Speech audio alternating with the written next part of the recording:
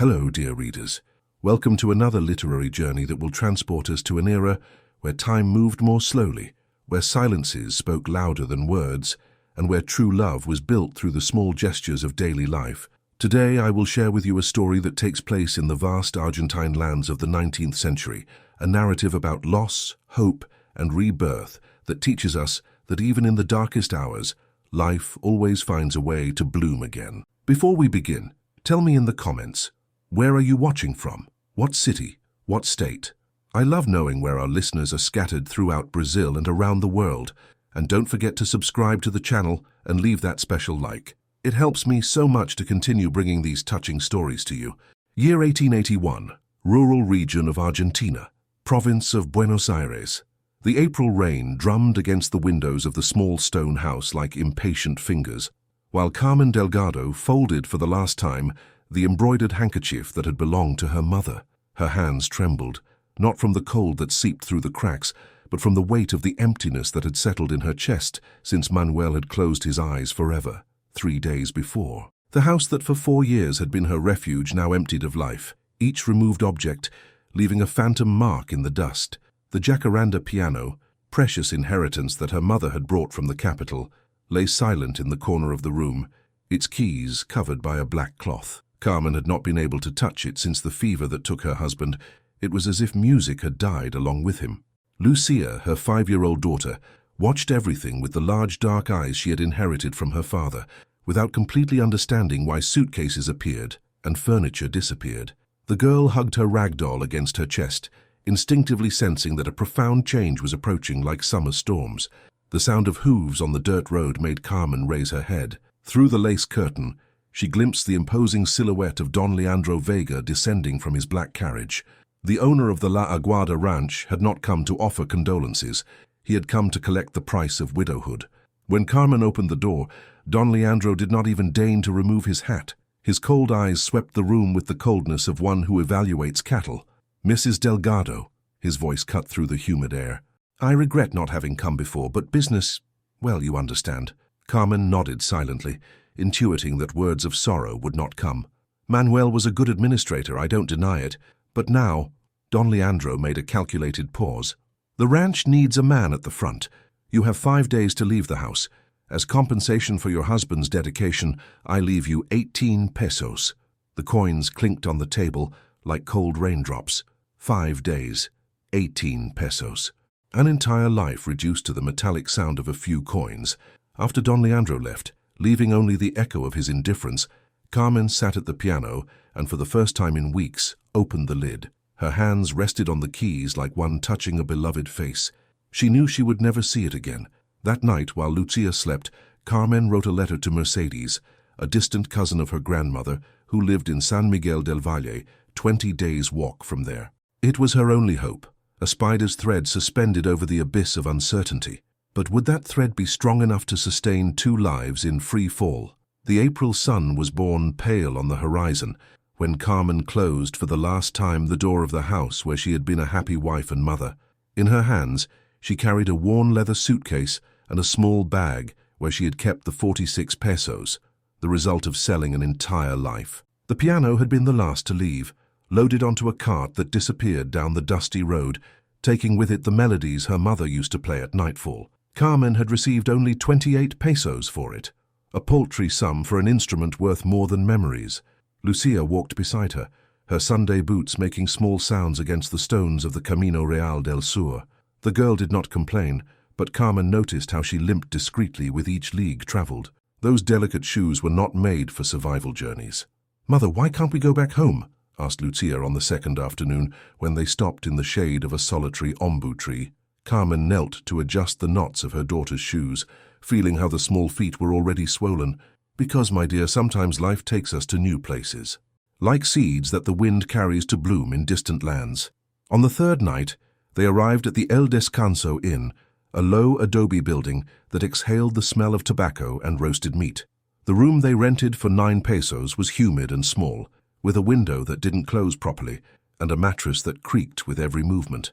Carmen shared a plate of thin broth with Lucia, economizing every spoonful. Doing the math mentally, She calculated that they had less than 40 pesos left for 20 days of travel. It was impossible. On the morning of the fourth day, April 16th, when the sun was already beating mercilessly on their heads, Lucia began to stumble. First there were small imbalances, then a fall that left her palms scratched.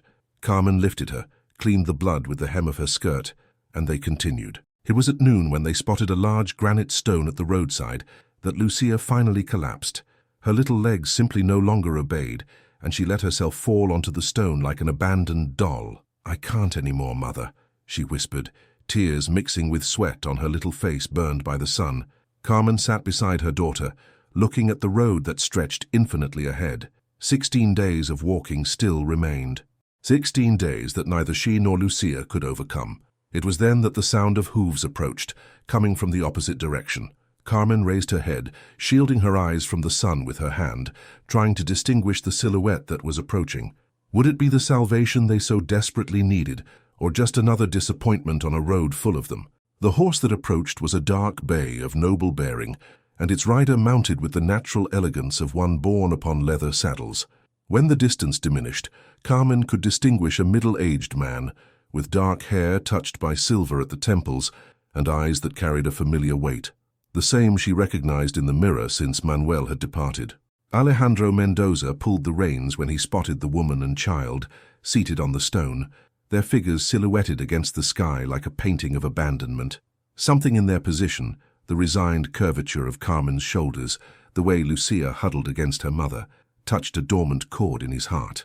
"Good day, madam," he said, touching the brim of his hat. His voice had the measured cadence of countrymen, but there was a gentleness in it that Carmen did not expect. "May I help you with something?" Carmen looked at that stranger, weighing her words. What could she trust in? What alternatives remained to her? "We are traveling to San Miguel del Valle," she responded, her voice hoarse from exhaustion. "My daughter, she can no longer walk." Alejandro dismounted in a fluid movement and approached. He saw Lucia's inadequate boots, the swollen feet, the face burned by the sun. He also saw Carmen's delicate hands, wounded by the heavy suitcase, and the fine cut of her dress, now dusty and torn at the hem. "San Miguel del Valle is still very far from here," he said, kneeling at Lucia's height. "Especially for a lady as brave as you, little one." Lucia smiled timidly, and for an instant Alejandro felt a tightness in his chest that he hadn't felt for 9 years. "My ranch is only 2 leagues from here," he continued, addressing Carmen. "It's not much, but I can offer shelter so you may rest before continuing your journey." Carmen hesitated. Accepting help from a stranger was risky, but looking at Lucia, she understood she had no choice. The girl could not take another step. It would be very generous of you, sir." "Mendoza, Alejandro Mendoza, Carmen Delgado. And this is my daughter, Lucia." Alejandro placed Lucia in front of his saddle and offered his hand to help Carmen mount. For a moment, when their hands touched, both felt something they had not experienced in a long time, the warmth of human contact. The San Rafael Ranch appeared on the horizon, like a mirage in ochre and green tones. It was an imposing construction, 2 stories, with a veranda that extended across the entire front and tall windows protected by heavy curtains. But there was something strange about the house, a quietude that went beyond rural peace, a sensation of suspended time. Alejandro helped them dismount in front of the main portal, where a middle-aged woman awaited them. Remedios had graying hair pulled back in a severe bun, and eyes that evaluated Carmen with poorly disguised distrust. "Remedios," said Alejandro, "these are the ladies Carmen and Lucia. They will stay with us for a few days." The governess nodded rigidly, without words of welcome. "I will prepare the back room," she said finally, her voice laden with a coldness that made Carmen feel even more lost. While following Remedios through the shadowy corridors of the house, Carmen noticed how everything there seemed preserved in intentional melancholy. Pictures covered by dark cloths, fine furniture covered with dust, as if time had stopped on a very sad day. But what impressed her most was the silence, a silence so dense that their footsteps seemed to echo like sins. What had happened in that house for sadness to infiltrate even the stones of the walls? The first rays of sun found Carmen already awake in the narrow room that Remedios had assigned them. It was a simple chamber, with 2 iron beds and a window that faced the back of the property. Lucia was still sleeping, finally rested after the exhausting journey. Carmen dressed silently, and went out to explore the house that sheltered them. The corridors stretched in penumbra, illuminated only by filtered light that escaped through the cracks of the closed curtains. It was like walking inside a faded daguerreotype, where each object seemed suspended between past and present. In the kitchen, she found Remedios preparing the morning coffee. The governess raised her eyes from the stove with an unwelcoming expression. "Good morning," said Carmen, trying to break the ice. "I would like to help with whatever was necessary." Remedios studied her for a long moment, as if weighing her intentions. "Don Alejandro is very generous," she responded finally, "but generosity doesn't pay bills or feed extra mouths." The message was clear. Carmen was there by charity, and charity had an expiration date. "I understand perfectly," said Carmen, straightening her shoulders. "If you allow me to stay a few days, I will work to compensate for our stay." Remedios arched an eyebrow, surprised by the direct response. "Do you know how to wash clothes?" "Yes." "Then come. There are clothes accumulated from the whole week." The work in the laundry was exhausting. Carmen scrubbed the pieces on a wooden board, her delicate hands soon resenting the rough texture of the ash soap. Each movement sent stabs of pain through her wrists, but she persisted, determined to prove her worth. It was on the third day that Alejandro found her in the back garden, pulling weeds from flower beds long abandoned. Carmen had discovered that space by chance and felt inexplicably attracted to it. There was something nostalgic about those beds invaded by wild vegetation, as if they guarded secrets of happier times. "This was Elena's garden," said Alejandro, his voice laden with a melancholy that made Carmen stop working. "Elena." The name floated in the air like the phantom perfume of a vanished flower. "I'm sorry," said Carmen, standing and shaking the earth from her hands. "I didn't know I shouldn't—" "No," Alejandro interrupted her. "It's fine. It had been so long since anyone cared for it." He approached a wild rosebush that Carmen had freed from the vines. A small red bud appeared among the thorns. "She adored this garden," he continued, his voice lowering to almost a whisper. "She said plants were like people. They needed care to flourish." Carmen felt she was treading on sacred ground, but something in Alejandro's expression encouraged her to continue. "Has it been long since she departed?" 9 years, he responded, without taking his eyes from the rose. 9 years this place has remained as she left it. "Well, almost." A heavy silence settled between them, loaded with questions that neither knew how to ask. It was then that Lucia appeared running, chasing Gitano, the mottled cat of the ranch. The girl stumbled in the flower beds and fell, but got up smiling with a small jasmine branch in her hand. "Look, mother," she shouted, extending the branch. "The flowers are being born." Alejandro looked at those small white flowers as if seeing a miracle. Jasmines had not bloomed in that garden for exactly 9 years. Why just now, when 2 strangers had arrived at his house, had life decided to return? The month of May arrived, accompanied by cold winds that announced early winter. Carmen had established a silent routine at the San Rafael ranch. She woke before dawn, helped Remedios in the kitchen, cared for Elena's garden during the afternoons, and spent the nights telling stories to Lucia by candlelight. The girl had adapted to ranch life with the natural ease of children. She played with Gitano through the corridors, helped Rosa, the young cook, feed the chickens, and always found a way to draw smiles from Alejandro when he passed through the gardens on his evening walks. On the night of May 15th, a violent storm struck the region. The wind howled through the windows like a tormented soul, and the rain beat against the glass with force enough to shake the thick walls of the house. Carmen awoke to the sound of dry coughs coming from the bed beside her. Lucia thrashed between the sheets, her little face flushed by fever that had settled rapidly. "Lucia, dear," whispered Carmen, touching her daughter's forehead. The skin burned like embers. Fear settled in Carmen's chest like ice, the same fever that had taken Manuel, the same pattern, sudden onset, high temperature, coughs that cut through the night. Without thinking of proprieties, Carmen ran through the dark corridors to the main room where she knew Alejandro slept. She knocked on the door desperately. "Don Alejandro, please, I need help." The door opened almost immediately, revealing Alejandro in robes, his hair disheveled by sleep. "What happened?" "It's Lucia. She has very high fever. Please, do you know a doctor?" "I cannot lose her too." Carmen's voice broke on the last word, and Alejandro saw in her eyes the same terror that Elena had carried on the night they lost the baby they were expecting. Without hesitation, he dressed and prepared his horse to face the storm. Dr. Herrera lived 3 leagues away, but Alejandro galloped under the merciless rain as if Lucia's life depended on each second gained. When they returned, they found Carmen kneeling beside the bed, holding Lucia's small hot hand. "Move her to the main room," said Dr. Herrera, after examining the girl. "It's warmer and more airy there." "But, sir," began Remedios, scandalized. "Do as the doctor says," ordered Alejandro, carrying Lucia in his arms. The main room was the largest in the house, with a carved mahogany bed and tall windows that faced the garden. It had not received guests for a long time. It was there that Elena used to play harp on summer afternoons. Throughout that night and the 7 following, Alejandro kept vigil in the corridor. Carmen did not leave her daughter's side, applying cold compresses, forcing her to drink water, and whispering prayers in her ears. On the 8th day, the fever finally broke. Lucia opened her eyes and asked for water, her voice hoarse but clear. Dr. Herrera diagnosed a catarrhal fever, not the typhoid that Carmen so feared. Out of respect, as soon as Lucia recovered completely, Carmen returned to the back room.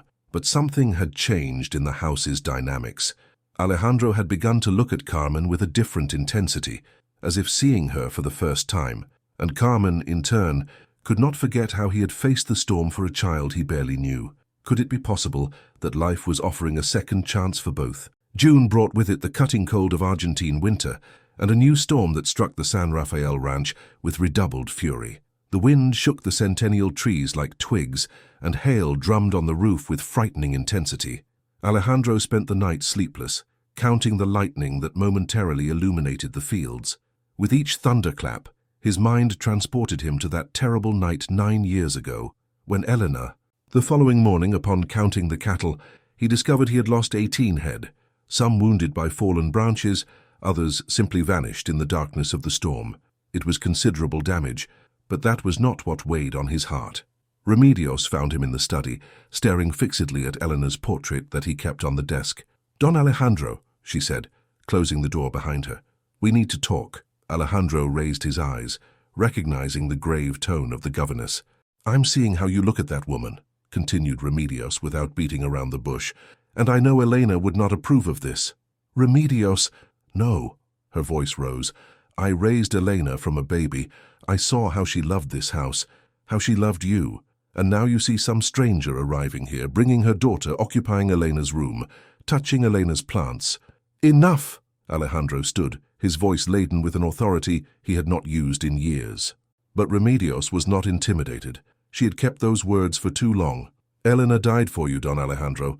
She died trying to save that wounded colt in the ravine because she knew how much you loved that animal. She died with your child in her womb because she couldn't say no when you asked her not to go out in that storm, but she went out anyway to—" "Stop!" Alejandro's shout echoed through the corridors. Outside the door, Carmen heard every word. Her heart tightened, not from discovering Alejandro's tragedy, but from perceiving that her presence there was causing pain to people who had already suffered too much. When Remedios left the study with red eyes, Carmen intercepted her in the corridor. "Remedios, may I speak with you?" The governess looked at her with poorly disguised hostility. "I heard the conversation," said Carmen, without beating around the bush, "and I understand your point. Lucia and I will leave tomorrow at dawn." Remedios blinked, surprised by the direct honesty. "I don't want to cause more pain to this house," continued Carmen. "Don Alejandro already carries enough weight. He doesn't need ours as well." It was then that Alejandro appeared in the doorway, having heard the last words. "No," he said, his voice firm. "You are not leaving." Carmen turned to him, confused. "But Don Alejandro, Remedios is right about one thing," he interrupted her, approaching slowly. "Elena died in that storm. She died because of my fault, because I didn't know how to protect her. For 9 years I carried that guilt like a stone in my chest." He stopped before Carmen, his dark eyes reflecting ancient pain. "But you brought something I thought I had lost forever. You brought life back to this house." Carmen felt involuntary tears spring to her eyes. "Elena will not return," continued Alejandro. "I know that, but perhaps it's time to stop living as if I had also died that night." Remedios observed the scene in silence, an unreadable expression on her face. What Alejandro was proposing would change everything, but would Carmen be prepared to bet her heart on a house haunted by ghosts? The following months brought a subtle but profound transformation to the San Rafael ranch. Carmen did not leave, and her presence began to tinge the house with colors that had long since disappeared. Small changes that seemed insignificant, but which altered the essence of the place. Alejandro sent for clearer curtains from the capital, replacing the heavy dark fabrics that kept the house in perpetual gloom. Windows opened in the morning, allowing the golden light of dawn to invade the previously silent corridors. Elena's garden, under Carmen's patient care, flourished as it had never flourished before. Lucia, completely recovered, had become the pulsing heart of the ranch. Her laughter echoed through the rooms, breaking silences that had seemed eternal. Remedios, despite initial resistance, began to show maternal affection for the girl, teaching her to embroider and prepare traditional sweets. On a September afternoon, when Alejandro returned from a business trip to the capital, he brought with him a surprise that left Carmen speechless. In the main salon, in the exact place where before there had been a bookshelf of dusty books, there was a jacaranda piano, not like the one she had sold, but even more beautiful, with ivory keys that shone like pearls. "I thought the house missed music," he said, observing Carmen's expression of amazement. She approached the instrument with reverence, her hands trembling as she touched the keys for the first time in months. The sound that emerged was like crystal-clear water flowing after a long drought. "How did you know that I—" "Remedios told me you looked longingly at Elena's harp, and Lucia mentioned that you used to play for her every night." Carmen sat on the bench and began to play a soft melody, the same one her mother had taught her as a child. The music spread through the house like perfume, reaching every room, every shadowy corner, bringing a warmth the walls had not felt for almost a decade. Alejandro watched her fingers dance over the keys, mesmerized. There was something profoundly intimate in the way Carmen surrendered herself to music, as if she were revealing her soul through the notes. It was that night, when the house finally fell silent and Lucia slept deeply, that Alejandro knocked delicately at Carmen's room door. "Come in," she said, covering herself with the shawl that had belonged to her mother. "Carmen," his voice was deeper than usual, "I need to tell you something I've been keeping for months." She looked at him expectantly. Her heart accelerated for reasons she did not yet dare to name. "When you arrived here, I was a man dead inside. I lived only because my body refused to stop. This house was a mausoleum and I its ghost." Alejandro approached, his eyes seeking hers in the dim light. "You brought back not just life, but hope. For the first time in 9 years, I wake thinking of the day to come, not of what was left behind." "Alejandro," Carmen whispered, "I know I'm older. I know I carry wounds that may never completely heal, but if there's a place in your heart, if you can imagine a future here in this house by my side." Carmen stood, approaching him, until their hands touched. It was the first time she allowed herself to feel what had silently sprouted between them during all those months. "Alejandro, I also feel that my heart is being reborn. Manuel will always occupy a place in my memory, but my future is here with you." The marriage proposal came in the form of a whisper, a promise made between souls that had learned the value of a second chance. But would two people marked by loss be able to build together a love strong enough to overcome the past?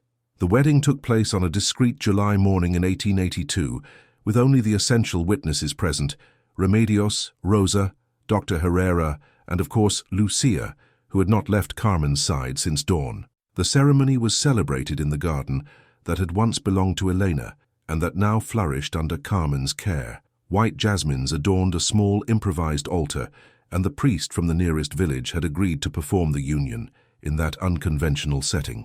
Carmen wore a simple blue-gray silk dress that had belonged to Elena. Remedios had insisted, in a silent demonstration, that she finally accepted that union. It was a gesture laden with symbolism, the past blessing the future. Alejandro, wearing his best dark suit, could not take his eyes off Carmen as she walked down the small stone path that he had ordered built especially for that day. Lucia walked before her, scattering rose petals from the garden. "Alejandro Mendoza," said the priest, his voice echoing softly among the trees, "do you take Carmen Delgado as your wife, to love and respect her in joy and sorrow, in sickness and health, until death do you part?"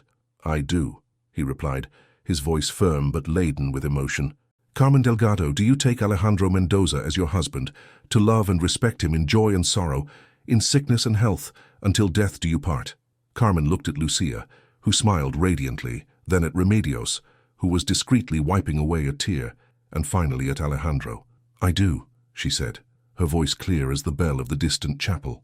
When Alejandro placed the golden ring on her finger, the same one that had belonged to his mother, Carmen felt as if all the broken pieces of her life finally found their places. The kiss that sealed the union was tender and respectful, laden with the promise of better days. Remedios, who had prepared a simple but caring celebration, surprised everyone by approaching Carmen after the ceremony. "Elena would be happy to know this house has music and laughter again," she said, her voice choked. "Forgive an old woman for taking so long to understand." Carmen embraced her, feeling she had finally conquered not just a husband, but a complete family. That night, while Alejandro showed Carmen the documents that made official her status as owner of the San Rafael ranch, she discovered something that moved her deeply. He had included Lucia as a legal heir, guaranteeing the girl would never again face the uncertainty that had brought them there. "Why?" asked Carmen, tears of gratitude shining in her eyes. "Because Lucia taught me something I had forgotten," replied Alejandro, watching the girl sleep peacefully in the room that was now officially hers. "She taught me that love doesn't diminish when divided, it multiplies." 3 months after the wedding, Carmen discovered she was expecting a child. The news brought joy mixed with apprehension. It would be the first time Alejandro would be a father since the tragedy with Elena. But when he learned of the pregnancy, his reaction was pure happiness. He placed his hand on Carmen's still flat belly and whispered, "This house needs to hear baby steps again." The circle of life was completing itself in a way none of them had dared to dream. The summer of 1883 arrived, bringing changes that went far beyond the physical transformations at the San Rafael ranch. Carmen, now 7 months pregnant, had become the gravitational center of the house, her presence radiating a maternal energy that infected everyone around. Lucia, who had turned 6, had adapted to the new reality with the precocious wisdom of children who had faced adversities. She called Alejandro Papa Alejandro and cared for her mother's belly as if it were her personal responsibility to protect the little brother growing inside. "Mother, do you think he'll like to play with me?" she asked every night, putting her ear to Carmen's belly. "I'm sure he will, my dear, and you'll be the most loving sister in the world." Alejandro observed these interactions with a tenderness he didn't know he still possessed.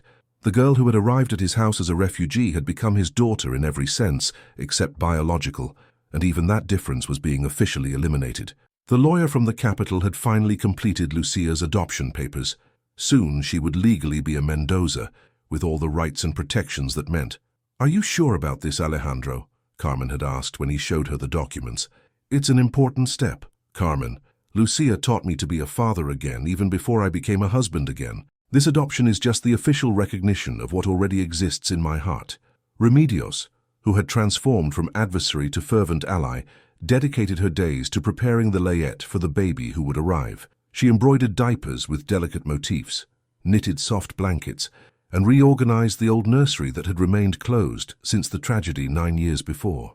"Doña Carmen," she said one January afternoon while carefully folding the tiny clothes, "I would like to show you something." Remedios led her to a cedar chest she kept in the back of her room. From inside it, she withdrew a set of hand-embroidered baptismal clothes, yellowed by time but still beautiful. "These clothes were made for Elena's baby," she said, her voice laden with melancholy. "They were never worn." "I thought perhaps—" Carmen held the small pieces in her hands, feeling the weight of history they carried. "Remedios, this is too precious. I cannot—" "Yes, you can," interrupted the governess. "Elena would insist. She always said beautiful things were made to be loved, not to stay hidden in darkness." That night, Carmen showed the clothes to Alejandro. He held them with reverence, his fingers tracing the delicate embroidery that Elena had done during her last weeks of life. "Would you mind if our child wore these clothes?" asked Carmen, studying his expression. Alejandro remained silent for a long moment, then gently kissed his wife's forehead. "It would be an honor. Elena always wanted this house to be full of children. In a way, her dream is coming true." At the end of January, when Carmen began to feel the first contractions, the entire ranch mobilized. Dr. Herrera was called immediately. Rosa boiled water and provided clean towels, and Remedios took command of the situation with the efficiency of a general. Alejandro spent the night pacing the corridors, while Lucia slept restlessly in the adjacent room, occasionally waking to ask if the baby had arrived yet. When the newborn's cry finally echoed through the house in the early morning hours, Alejandro felt as if the last ghost of the San Rafael ranch had finally found peace. Carmen had given birth to a healthy, robust boy, with dark hair like his father's, and eyes that promised to be expressive like his mother's. "What shall we name him?" asked Alejandro, holding his son in his arms as if he were made of crystal. "How about Manuel Alejandro?" suggested Carmen, "in honor of the two most important men in my life." Alejandro felt his throat tighten with emotion. The name honored both Carmen's past and their future together. "Manuel Alejandro Mendoza," he repeated, testing how it sounded. Perfect. But life was just beginning to reveal its surprises for that family that had formed through adversity. The autumn of 1882 painted the landscape in golden tones when the chosen day arrived for Manuel Alejandro's baptism, September 22nd, exactly at the spring equinox. Alejandro had purposefully chosen that date, symbolizing the rebirth not only of nature, but of his own family. Carmen had recovered magnificently from childbirth and radiated a maternal serenity that enchanted all who saw her. The baby grew healthy and cheerful, drawing smiles even from the most serious priest when he came to visit the ranch. The ceremony would be held in the garden, now completely restored and flourishing in its fullness.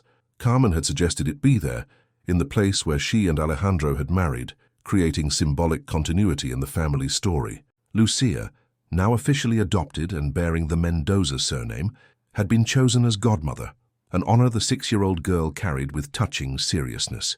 She had spent days rehearsing how to carry the baptismal candle without dropping it.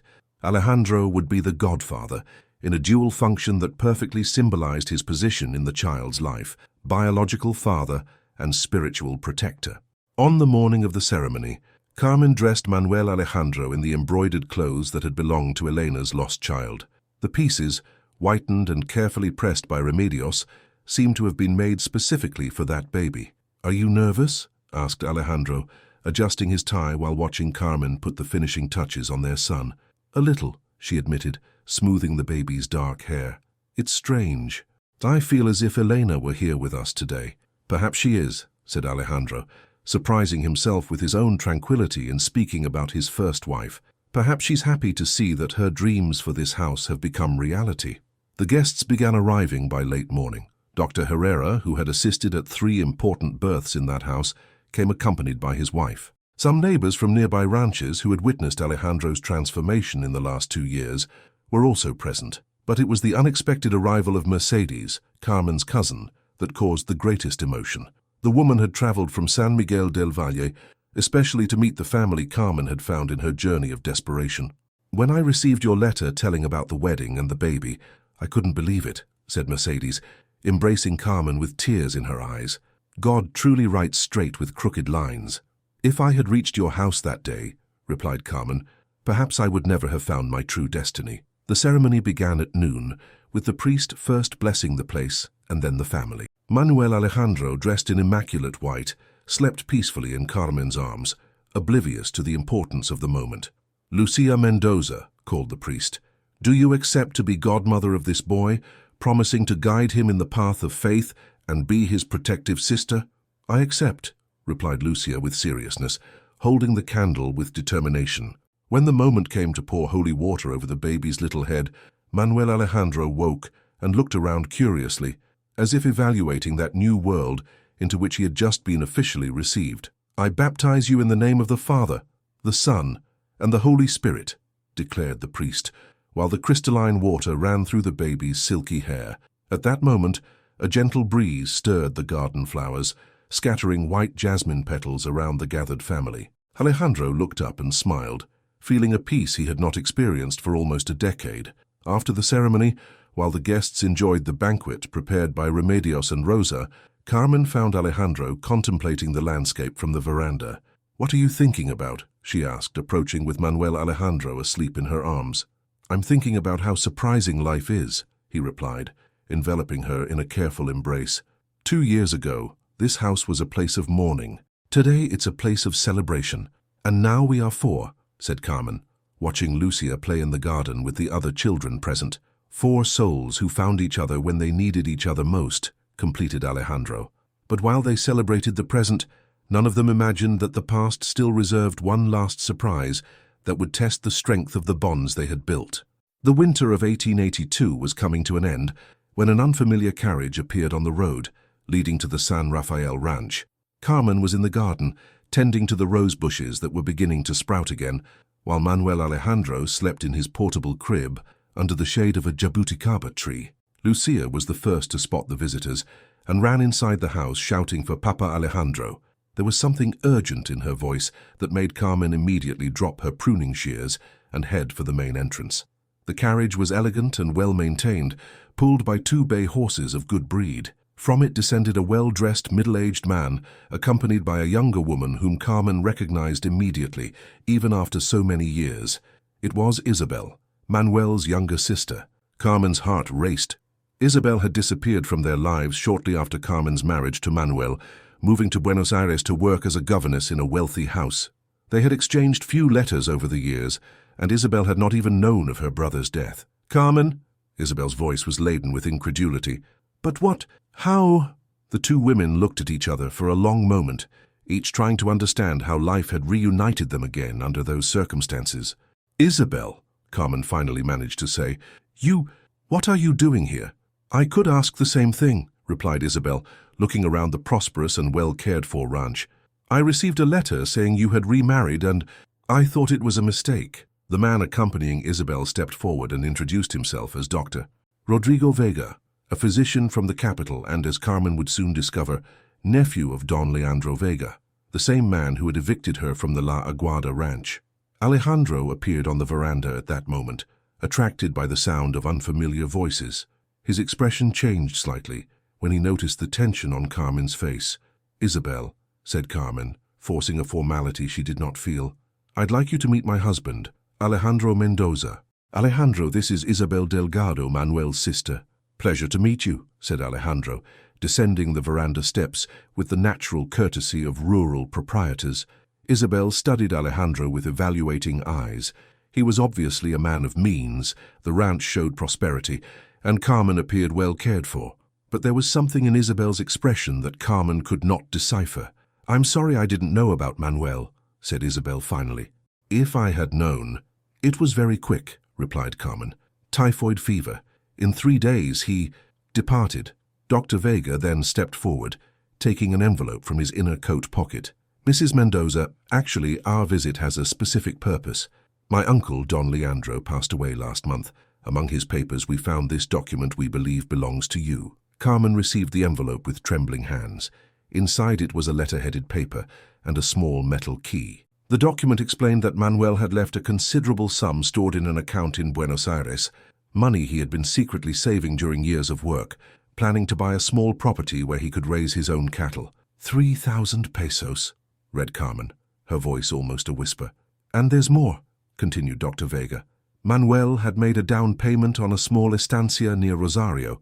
The property now legally belongs to you and your daughter." Carmen felt her legs weaken. 3,000 pesos and a property of her own. Everything she and Manuel had dreamed of, but which he had never mentioned because it was still incomplete.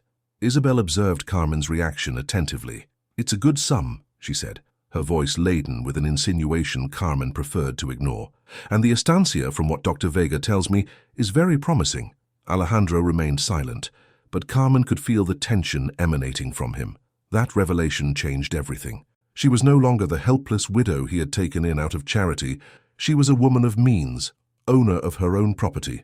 "Of course," continued Isabel, "this means you have choices to make now, options you didn't have before." The implication was clear, and Carmen felt a chill in her stomach. Isabel was suggesting she should leave the San Rafael ranch and claim the inheritance Manuel had left her. But would the love that had flourished there be strong enough to overcome the sudden change in Carmen's circumstances? And more importantly, what did Isabel really want with that unexpected visit? Night fell over the San Rafael ranch, laden with a tension no one mentioned, but everyone felt. Isabel and Dr. Vega were installed in the guest rooms, and dinner passed in an atmosphere of forced courtesy, punctuated only by the innocent babbling of Manuel Alejandro. Carmen barely touched her food. Her hands trembled slightly whenever she picked up her wineglass, and she avoided meeting Alejandro's gaze. The revelation about Manuel's inheritance had created a sudden distance between them, not physical, but emotional. Lucia, sensitive to the adult's mood changes, remained quiet throughout the meal, limiting herself to observing Aunt Isabel with curiosity. The girl remembered her vaguely, but that elegant and formal woman seemed very different from the warm sister Manuel used to describe. "So, Carmen," said Isabel, delicately cutting a piece of meat, Dr. Vega told me the estancia near Rosario has excellent potential. Fertile lands, good location, near important roads. That's true, confirmed Dr. Vega. My uncle always had a good eye for properties. If Manuel chose that land, it's because he saw a future in it. Carmen nodded vaguely but didn't respond. Alejandro cut his food with mechanical movements, clearly lost in thought. Naturally, continued Isabel, you need to go there to evaluate it personally. Perhaps it would be better for Manuel to be raised on lands that belong to his father, don't you think? This time, Alejandro suddenly raised his eyes. Manuel is being raised at home, he said, his voice calm but with an edge of firmness. This is his home. Isabel smiled, but there was coldness in her eyes. Of course, Don Alejandro. I didn't mean to suggest otherwise. I just think Carmen deserves to know all her options before making any permanent decisions. The silence that followed was uncomfortable. Remedios, who was serving dinner, cast a disapproving look at Isabel. The governess had developed a fierce protective instinct toward the family she had helped form. After dinner, when the guests retired to their rooms, Carmen and Alejandro finally found themselves alone in the study. The fire crackled in the fireplace, but the atmosphere remained cold. "Are you going?" asked Alejandro without preamble. Carmen turned to him, surprised by the direct question. "Going to Rosario to see the property." "I don't know. I need to think." Alejandro stood and walked to the window, observing the darkness outside. "Carmen, I need you to know something. When I brought you to this house, you had nothing but a suitcase and a sick daughter. I married you not out of pity, but because I learned to love you. And I continue to love you, with inheritance or without inheritance." Carmen felt tears spring to her eyes. "Alejandro, but I also need you to know," he continued without turning around, "that if you decide to leave, I won't try to stop you. You are free to choose your own life." Carmen approached him from behind, placing her hands on his shoulders. "Do you really believe I could leave you? Leave this house? Abandon the family we built together?" Alejandro turned, and Carmen saw in his eyes the same fear she felt, the fear of losing something precious that had cost so much to achieve. "The inheritance changes things, Carmen. You no longer need me to survive. You can choose to be here because you want to, not because you have to." "Oh, Alejandro." Carmen embraced him tightly. "Don't you understand? I never stayed here because I had to. I stayed because this became my home, because you became my heart." That night, lying side by side in the large bed of the main room, they talked until dawn. Carmen spoke about Manuel, about the dreams they had shared, about the pain of losing him, and the surprise of finding love again. Alejandro spoke about Elena, about the guilt he had carried for 9 years, about how Carmen and Lucia had brought light back to his life. "Tomorrow I'm going to tell Isabel I have no interest in the Rosario property," said Carmen, her head resting on Alejandro's chest.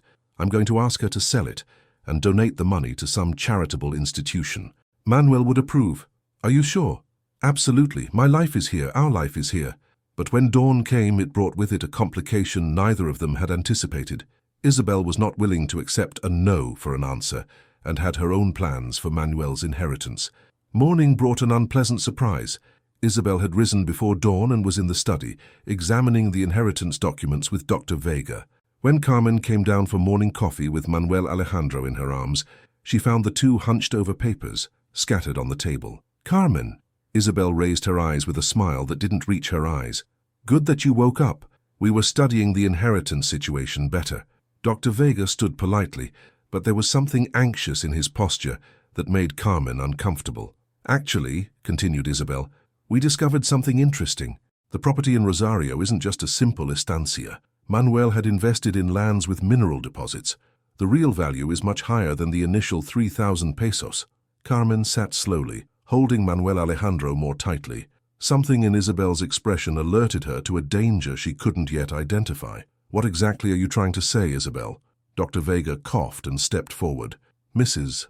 Mendoza, the issue is that your daughter Lucia, being Manuel's only direct descendant, has legal rights over this inheritance that could be complicated to transfer if you remain married outside the family." Carmen felt a chill run down her spine. "What do you mean?" "Well," Isabel took over, "if you insist on staying here, married to Don Alejandro, you might lose custody rights over Lucia's assets when she reaches majority age. Argentine law is very specific about family inheritances. It was a lie and Carmen suspected it, but she didn't have sufficient legal knowledge to contest it. On the other hand," continued Dr. Vega, If you moved to the property and personally administered your daughter's assets, you would guarantee nothing would be lost. At that moment, Alejandro entered the study. He had heard part of the conversation from the corridor, and his expression was severe. "Excuse me," he said, addressing Dr. Vega directly. "Could you clarify exactly what your interest is in this matter?" Dr. Vega shifted uncomfortably in his chair. "Well, as executor of my uncle's estate—" "Your uncle evicted Carmen from her home when she most needed help," interrupted Alejandro. "Now you appear here offering riches that conveniently remained secret for 2 years. Forgive my distrust." Isabel stood abruptly, her face flushed with irritation. "Don Alejandro, I don't permit you to insinuate." "I'm not insinuating anything," he replied calmly.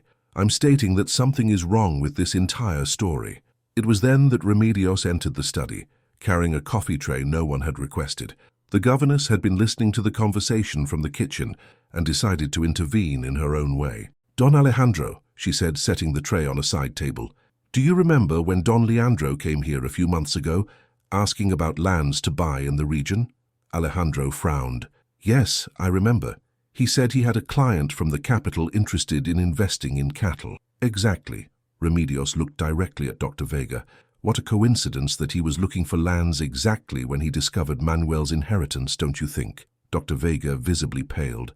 Carmen began to understand the situation. Isabel and Dr. Vega weren't there to help her. They were trying to convince her to leave the security of the San Rafael ranch so they could somehow benefit from her inheritance. "Isabel," said Carmen, her voice firm for the first time since Manuel's sister had arrived, "I thank you for coming to inform me about the inheritance, but my decision is made. I have no interest in the Rosario property." "Carmen, you're making a mistake," Isabel tried once more. "Manuel left this for you and Lucia. It's your duty." "My duty," interrupted Carmen, standing with Manuel Alejandro in her arms, "is to care for the family I built, and my family is here." Dr. Vega whispered something in Isabel's ear, and both headed for the door. "If you change your mind," said Isabel, hesitating at the threshold, "we'll be at the town inn until tomorrow." After they left, Carmen collapsed in a chair, trembling with emotion. "Alejandro, did I make the right choice?" He knelt beside her chair, holding her free hand. "Carmen, wealth that comes with conditions isn't wealth. It's prison. You chose freedom."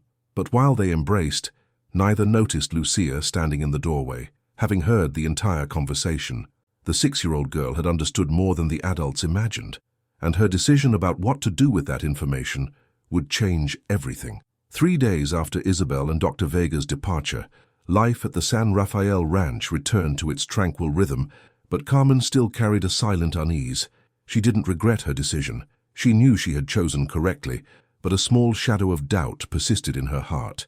It was on a golden September afternoon, when the garden flowers exhaled their most intense perfume, that Lucia approached Carmen with a serious expression that contrasted with her 6 years. "Mother," said the girl, sitting on the grass beside Carmen, who was embroidering while Manuel Alejandro slept in his portable crib, "may I ask a question?" "Of course, dear. What do you want to know?" "If Papa Manuel's money was for me too, can I decide what to do with it?" Carmen stopped embroidering, surprised by the question. "Lucia, did you hear the conversation the other day?" The girl nodded gravely. "I heard.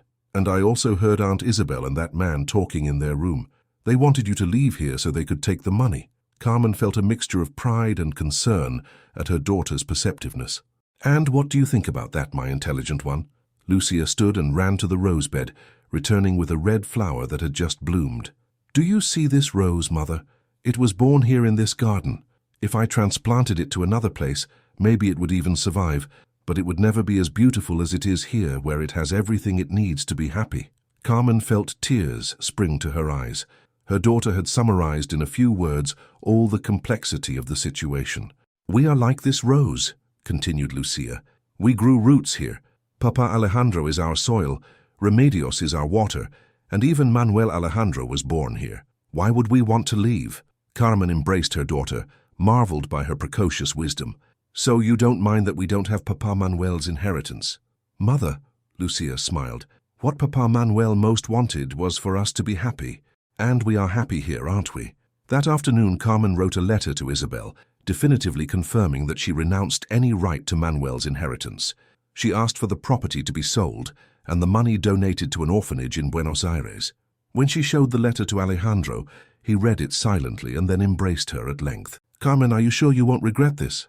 "Alejandro," she replied, looking around the garden where Lucia played with Gitano, while Manuel Alejandro observed everything with his curious eyes. "I already have the greatest inheritance anyone can leave, a family that loves me." 2 weeks later, a letter arrived from the capital confirming the donation had been made as requested. The San Vicente de Paulo orphanage had received a substantial donation in the name of Manuel Delgado and his family. "Do you know what this means?" asked Carmen to Alejandro that night as they walked through the garden under the stars. "What?" "It means Manuel found a way to continue doing good, even after departing. He would love to know he's helping orphaned children." At the end of September, on a particularly clear afternoon, the family decided to take a walk to the road where everything had begun. Alejandro carried Lucia on his shoulders. Carmen walked beside him with Manuel Alejandro in her arms, already 4 months old and smiling at everything he saw. When they reached the large granite stone where Alejandro had found them almost 2 years before, everyone stopped. "Do you remember this place, Lucia?" asked Carmen. "I remember," replied the girl. "This is where Papa Alejandro saved us." "Actually," said Alejandro, kissing Lucia's forehead, "you two were the ones who saved me." They sat on the same stone, but now as a complete and prosperous family. Carmen looked toward the horizon, where the sun was beginning to set, painting the sky in tones of gold and rose. "Do you know what I'm thinking?" she said. "What?" asked Alejandro and Lucia almost simultaneously.